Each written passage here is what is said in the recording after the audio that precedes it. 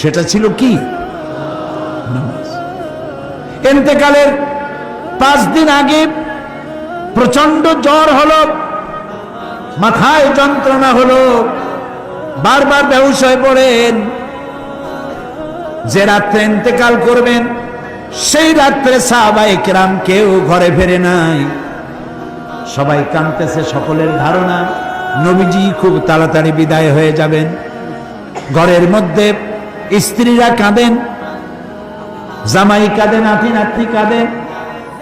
সব থেকে বেশি কাঁদছেন হযরতে মা ফাতিমা রাদিয়াল্লাহু তাআলা আনহা। রাসূলুল্লাহর হুশ এলো, হযরত ফাতেমার কান্না দেখে কাছে ইশারা করে ডাকলেন, কানে কানে কি যেন বললেন।